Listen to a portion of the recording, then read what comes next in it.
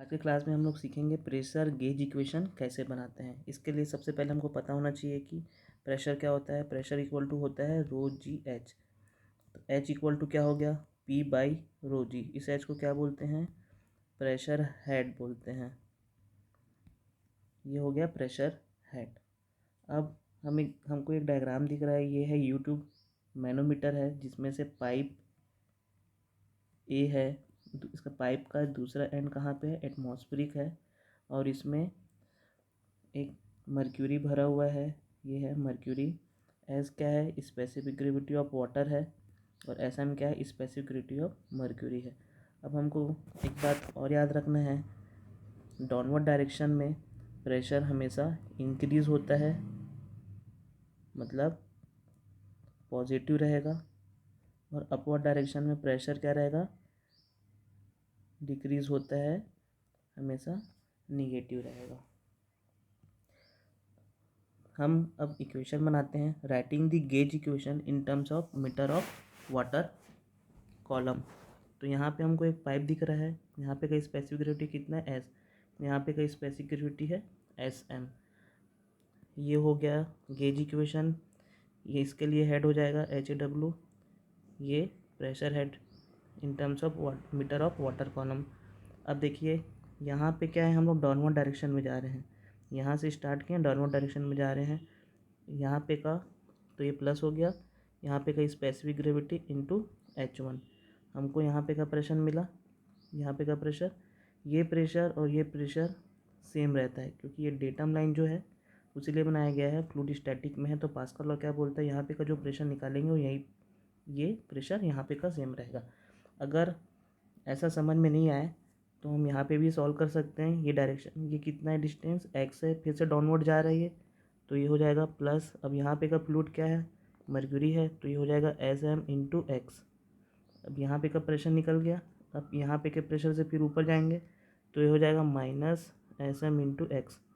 अब यहाँ पे का प्रेशर निकल गया, फिर ऊपर जाएंगे हम लोग, कहाँ तक जाएंगे, पूरा एटमॉस्फेयर के तक जाएंगे, तो ये हो जाएगा minus S M H one plus H two equal to atmospheric pressure. Gauge के टर्म पे क्या होता है, एटमॉस्फेरिक प्रेशर क्या होता है, गेज के टर्म पे होता है zero. P atmospheric in terms of gauge क्या होता है, जीरो होता है। इसको भी याद रखना है। तो ये हमारा हो गया गेज इक्वेशन। ये इक्वेशन बनाना बहुत सिंपल। अब इसमें से देख लेते हैं, ये कट जा रहा है। मैंने बताया था यहाँ पे का जो प्रेशर रहता है सेम यहाँ पे का प्रेशर रहता है।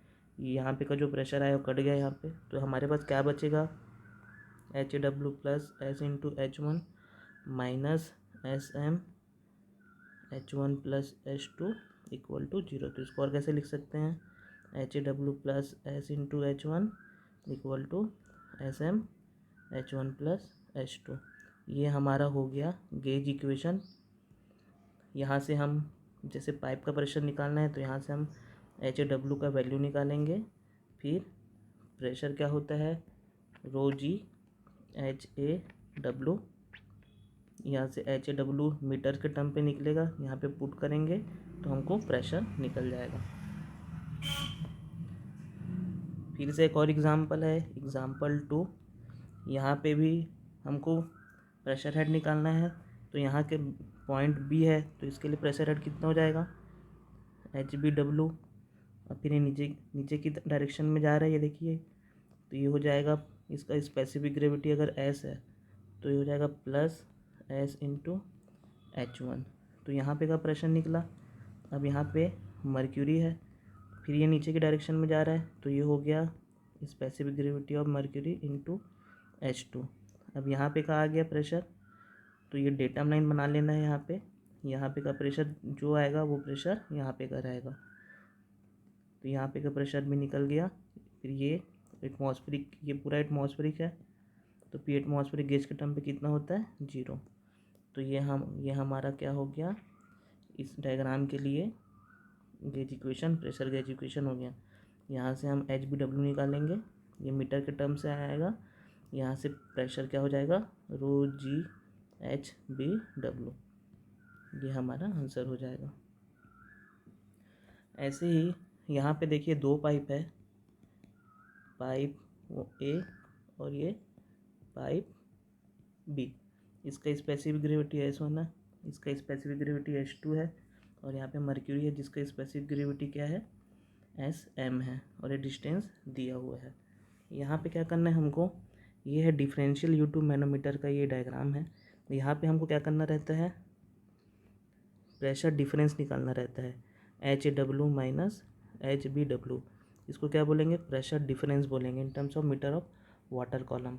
तो यहाँ पे का इक्वेशन कैसे बनेगा, सबसे पहले हम यहाँ पे का लिखते हैं, प्रेशर है तो ये हो गया HW, फिर ये नीचे की डायरेक्शन में जा रहा है तो हो जाएगा नीचे की डायरेक्शन में हमेशा क्या रहेगा, इंक्रीज़ होगा, प्रेशर बढ़ेगा तो ये हो जाएगा S1 इंटू H1।